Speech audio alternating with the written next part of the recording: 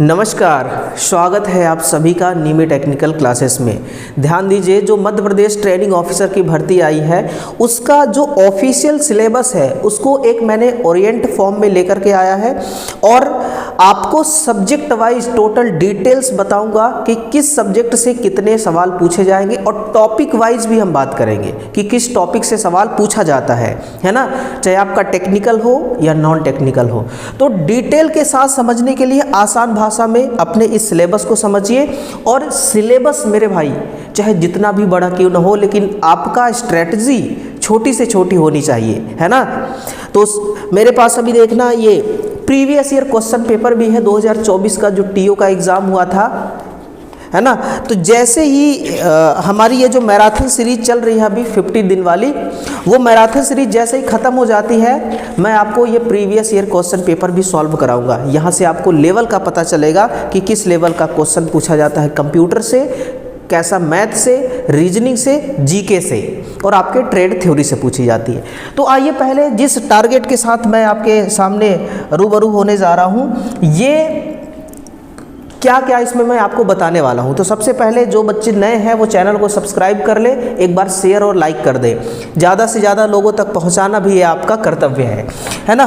Trade, GK, reasoning, workshop calculation plus computer. देखना, ITI TO का जो सिलेबस है, ITI TO का जो हमारा सिलेबस है वो सिलेबस बड़ा प्यारा है। इनका इलेक्ट्रीशियन ट्रेड थ्योरी ने इन्होंने जो अपना वो नोटिफिकेशन में दिया था उसमें बड़ा कन्फ्यूजन है, बच्चे उसको आसानी से समझ नहीं पा रहे हैं, है ना। तो उसी का मैंने तोड़ निकाला हुआ है। सबसे पहले देखिए, पहला जो क्वेश्चन है वो कहाँ से आएगा? सुरक्षा एवं स्वास्थ्य से। सुरक्षा और स्वास्थ्य यूनिट सबसे पहले है, जिसमें आपके सिंबल वगैरह दिए हुए हैं, जिसमें अगर किसी व्यक्ति को विद्युत का झटका लग जाता है तो कैसे उसको बचाना है ना। आग के बारे में ABCDE और अलग अलग प्रकार के आग होते हैं, उसके बारे में आपको पढ़ना है। मानकीकरण के बारे में पढ़ना है ना। फुल फॉर्म वगैरह कुछ है, ISI, BIS, है ना, इस प्रकार का। तो ये सब के सब आपका यहाँ से पूछा जाएगा, स्वास्थ्य और सुरक्षा से। दूसरा है कि सोल्डरिंग, है ना। सोल्डरिंग भी क्यों किया जाता है? सोल्डरिंग का बिट जो होता है वो किस पदार्थ का बना होता है, वगैरह वगैरह सवाल यहाँ से आएंगे। चालक कितने प्रकार के होते हैं? अर्धचालक का क्या काम है? कुचालक और वैद्युत केबल में अंडरग्राउंड केबल और उसमें जो ज्वाइंट होते हैं, है ना, लक्स वगैरह, इन सब के बारे में पढ़ लेना।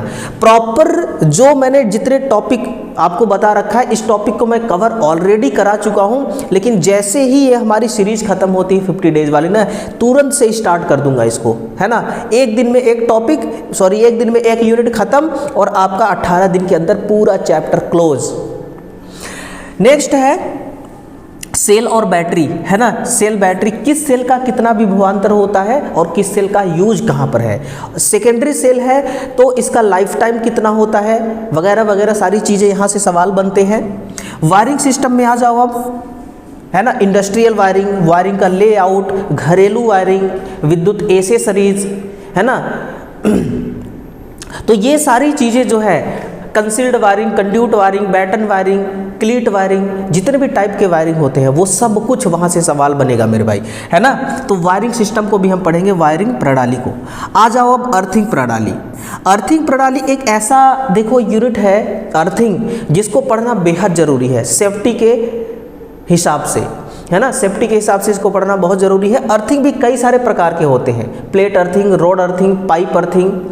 अर्थिंग का कनेक्शन कैसे किया जाता है, अर्थिंग का रेजिस्टेंस कितना होता है। अगर मैं एक छोटा सा सवाल आपसे पूछूं कि आपका घर है, घर की जो दीवार है उस दीवार से कितनी दूरी पर, बाहर साइड में कितनी दूरी पर आपकी अर्थिंग रॉड लगाई जाती है, एक मानक रेंज बताया गया है, वो कितना है? कमेंट में करके बताना, आप इंतजार है मेरा। नेक्स्ट है कि विद्युतीय परिपथ एवं चुंबकीय परिपथ, है ना। विद्युतीय परिपथ में जैसे करंट होता है ना, वैसे ही चुंबकीय परिपथ में चुंबकीय क्षेत्र होता है। बस कंपेयर करना है आपको, जैसे रिलक्टेंस है चुंबकीय परिपथ में, वैसे ही प्रतिरोध है विद्युतीय परिपथ में। तो बहुत सारे ऐसे पैरामीटर हैं, बहुत सारे ऐसे विद्युतीय राशि और चुंबकीय राशि हैं, है ना, उन सबको आपको पढ़ना पड़ेगा। अगला जो है वो है मापक उपकरण। नेक्स्ट क्या है? मापक उपकरण, मेजरिंग इंस्ट्रूमेंट। अब मेजरिंग इंस्ट्रूमेंट में देखना क्या क्या आएगा, ampere meter, volt meter, frequency meter, kilowatt hour meter, watt meter, बहुत सारे मीटर हैं, है ना। इनका मेज़र करना, इनका अनुरक्षण करना और इनमें फॉल्ट का पता लगाना, मल्टीमीटर हो गया। साथ में और भी मापक उपकरण हैं, उन सबको पढ़ना पड़ेगा, है ना। जैसे एमआई मीटर, पीएमएमसी मीटर, बहुत सारे मीटर है, इलेक्ट्रोमीटर, इंडक्शन मीटर। तो ये सबको पढ़ना और मैं इसको बेहतरीन तरीके से पढ़ाऊंगा, बिल्कुल ओरिएंट फॉर्म में, ताकि कम टाइम में अच्छी तैयारी आपकी हो सके। नेक्स्ट इन्होंने दिया है कि वैद्युतिक सहायक उपकरण, जिसको हम कहते हैं विद्युतीय एसेसरीज, है ना। 1 वे स्विच, 2 वे स्विच, ये जितने भी SP, ST, SP, DT, DP, DT, जितने भी प्रकार के स्विच हैं, ये सब आपको पढ़ना पड़ेगा। एमसीबी वैद्युतिक एसेसरीज है ना। फ्यूज, ये सब के बारे में आपको यहाँ से पढ़ना है। होल्डर, सॉकेट, स्विच, ये सब क्या है, वैद्युतिक सहायक उपकरण है। अगला है ट्रांसफार्मर। ट्रांसफार्मर के बिना तो आपका सिलेबस ही अधूरी है ना। Transformer, single phase, 3 phase, winding के बारे में, वोल्टेज के हिसाब से, स्टेप अप स्टेप डाउन के हिसाब से, इंसुलेशन के हिसाब से, कूलिंग सिस्टम के हिसाब से, फॉल्ट, है ना, अलग अलग प्रकार से हम इसको पढ़ेंगे।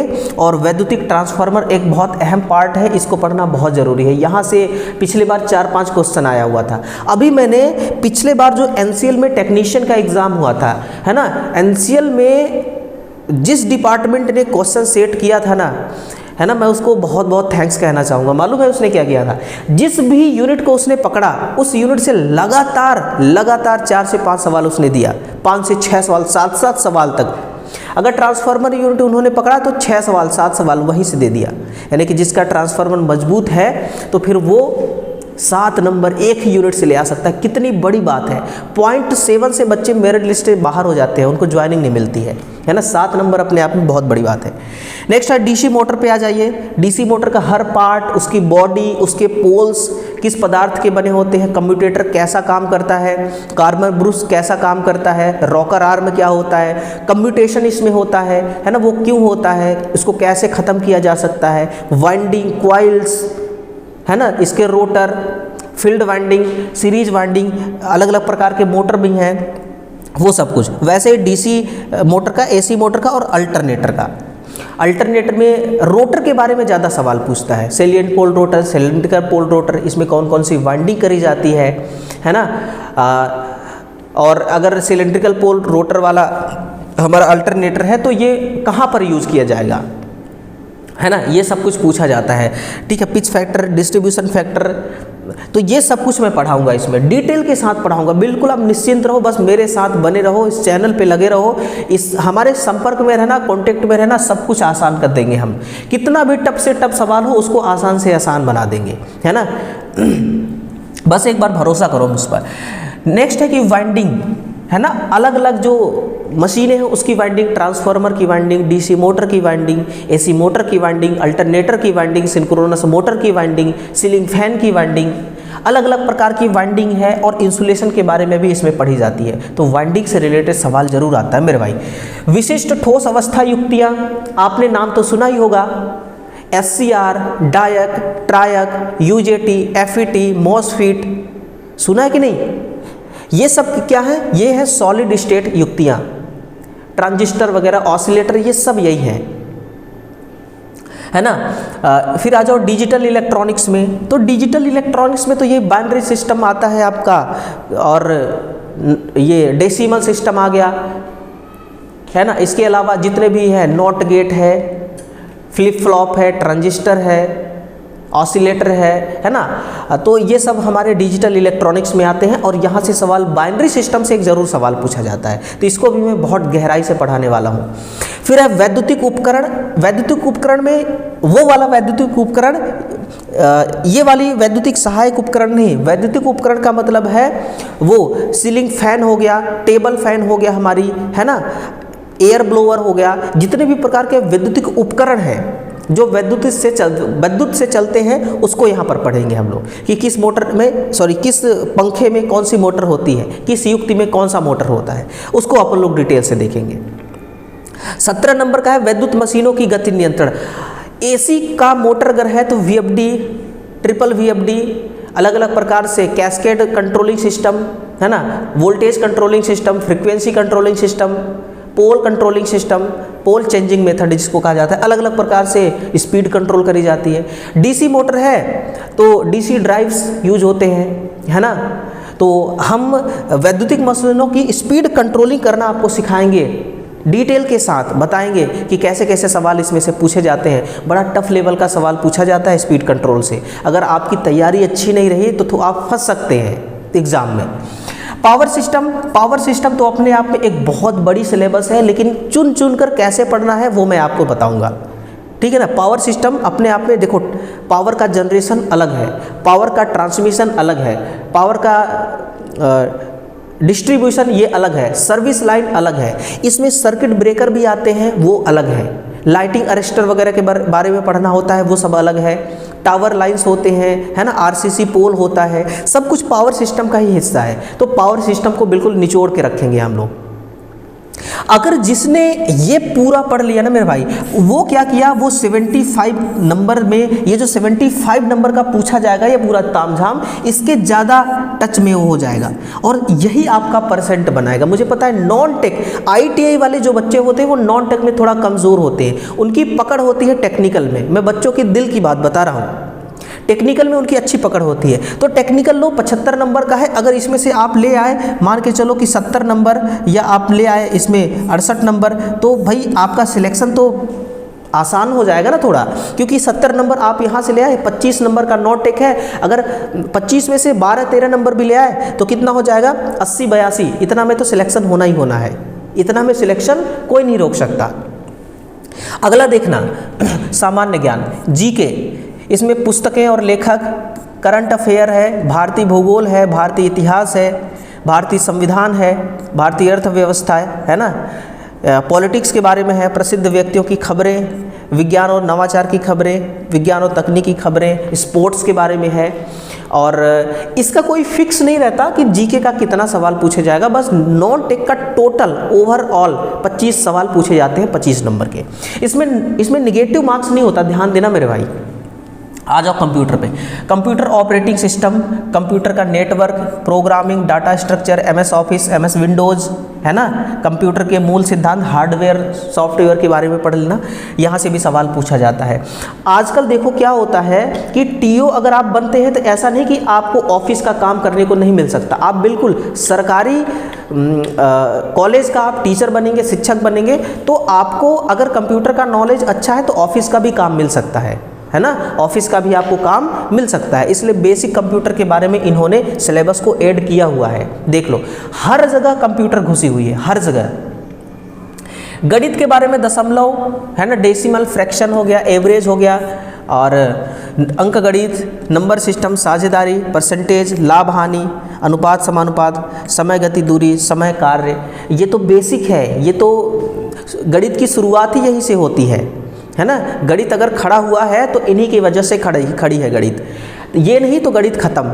और 10th लेवल तक का आपको पूछा जाएगा, ध्यान रखना, है ना, 10th लेवल तक का पूछा जाएगा, ऐसा नहीं कि आप बहुत हाई लेवल का पढ़ लो, बस बेसिक पढ़ना।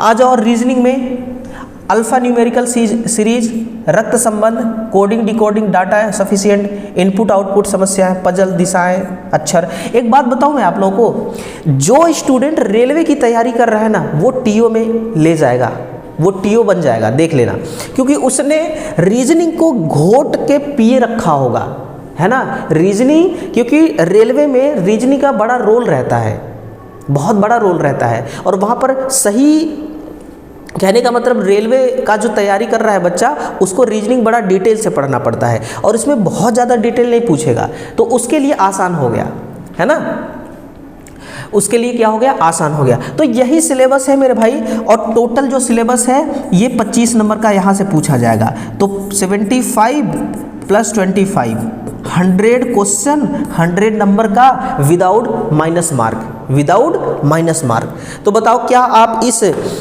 सिलेबस को समझ पाए? हमारा जो उद्देश्य था कि आसान शब्दों में समझना, तो क्या आप इसको समझ चुके हैं आसान शब्दों में? अगर हाँ तो एक कमेंट बनता है, ठीक है ना, ये सिलेबस का मामला था। ठीक है, अब बात आती है कि सर सिलेबस तो देख लेने से काम बनेगा नहीं, है ना, हम करें तो करें क्या। तो आपको मैं एक ही राय और एक ही सलाह दूंगा कि मैंने 2024 में, है ना, 2024 के एंड में और 25 के शुरू में मैंने एक बैच स्टार्ट किया था जिसका नाम था 17 दिन 17 मैराथन। 17 दिन 17 मैराथन, ये हमारी एक बैच चल रही थी उस टाइम पे। हमने 17 मैराथन आपको दिया था और हर एक मैराथन इतना इफेक्टिव था, हर एक मैराथन में इतना मुझे प्यार मिला और मैंने इतना मेहनत किया हर एक मैराथन क्लास में कि वो बैच हमारा सक्सेस था, सफल हो गया था, है ना। बच्चे काफ़ी खुश थे, काफ़ी सीखे और एग्ज़ाम भी क्रैक किए। तो मैं चाहता हूँ कि इसी वीडियो के या फिर इस वीडियो के डिस्क्रिप्शन में जाओ तो इसका लिंक मिलेगा 17 दिन 17 मैराथन सीरीज नाम से, या फिर हमारे YouTube चैनल पे जब आप जाओगे तो होम, है ना, वीडियोज, प्लेलिस्ट, शॉर्ट, स्टोर और कम्युनिटी, इस प्रकार से आपको ऑप्शंस मिलेगा। तो प्लेलिस्ट वाले ऑप्शंस पे जाना, ये मिलेगा। ये है फाउंडेशन बैच और ये है 17 दिन 17 मैराथन बैच, इसको आप देख लेना। तो क्या सर इतने में सिलेक्शन हमारा हो जाएगा? अगर फिर भी डाउट आपको लग रहा है ना, तो मैं आपको एक और ऑप्शन देता हूँ। मेरे पास ऑप्शन बहुत है। आज के टाइम पे यानी कि लेटेस्ट में हमारी एक बैच चल रही है, ये 50 डेज 50 मैराथन, 50 दिन तक 50 मैराथन मैं आपको दूंगा। एक मैराथन देने में ना हालत ख़राब हो जाती है, मैं आपको 50 मैराथन दे रहा हूँ, कितनी बड़ी बात है सिर्फ आपके लिए। ठीक है, तो आपको इस मैराथन सीरीज में अपने आप को इनरोल करना होगा। कोई बैच नहीं लेना है, कोई एप्लीकेशन डाउनलोड नहीं करना है, ठीक है ना। बस आपको इस वीडियो के डिस्क्रिप्शन में जाना है और 50 डेज 50 मैराथन नाम से एक प्लेलिस्ट लगा होगा, उसमें 42 मैराथन कंप्लीट हो चुका है और 42 का 42 क्लास उस प्लेलिस्ट में मिलेगा आपको। तो अभी जाइए और उस क्लिक करिए लिंक को और हर एक क्लास को देखिए। अब बात आती है कि सर आप एक बात बताओ मुझे, बात वो ये है कि कितने घंटे हम पढ़ें कि हमारी तैयारी हो जाए, कितना क्वेश्चन सॉल्व करें, है ना। तो मैं आपको बताना चाहूँ कि अभी आपके पास टाइम कितना है। हम 20 जनवरी में खड़े हैं, 11 दिन ये बची है और 27 से एग्ज़ाम है, 27 से एग्ज़ाम है। कितना है आपके पास? 27 वो 27 10 37 1 38, कितना दिन है आपके पास? 38 दिन है ना, 38 दिन है। अगर मान के चलो कि आप एक दिन में मेरा 3 मैराथन क्लास देखते हैं, एक सुबह टाइम 6 बजे और एक दोपहर में और एक शाम टाइम, कितना मैराथन क्लास देख पाएंगे आप 38 दिन के अंदर? 3 8 24, 3 त्रिकाई 9 10 11 114। अब 50 मैराथन मेरा आज के टाइम पे जो बैच चल रहा है उस पर है और 17 वो है 50। अरे ज़्यादा हो गया क्या? कोई ना, जो हमारा 17 और 50 कितना हो गया? 50 + 17 67 मैराथन, ये देख लो आप लोग। इसमें लगभग 1100 2000 प्लस आपको क्वेश्चन मिलेगा, तो 2000 प्लस क्वेश्चन आपको इसमें मिलेगा टोटल इस मैराथन। बाकी मेरी जो क्लासेस स्टार्ट होने वाली है उसको आप लोग देखो। तो 2000 प्लस ये है, 2000 प्लस क्वेश्चन अगर आप सॉल्व करेंगे मन से, तो बताओ उसमें से क्या 75 क्वेश्चन नहीं फंसेगा? बिल्कुल आएगा। और ऐसा वैसा क्वेश्चन मैंने सॉल्व कराया भी नहीं है, बिल्कुल चुन करके सिलेक्टिव क्वेश्चन, ठीक है ना। तो आपके पास 38 डेज है ओनली, 38 डेज, और इसी में आपको नॉन टेक्निकल भी कवर करना है। तो टेक्निकल के साथ साथ नॉन टेक्निकल को उतना ही आपको तवज्जो देना है। ये नहीं कि नॉन टेक्निकल को बिल्कुल साइड कर दो, जब एग्ज़ाम आने लगे तब उसको देखो, ऐसे में बात बिगड़ सकती है मेरे भाई, ठीक है। चलो, ये एक छोटा सा सेशन था हमारा, कैसा लगा कमेंट सेक्शन में ज़रूर बताना। और इनका सिलेबस कैसा है ये भी आप बताना, है ना। वीडियो को ज़्यादा से ज़्यादा शेयर करें, नए बच्चे हमारे साथ जुड़े। Thank you.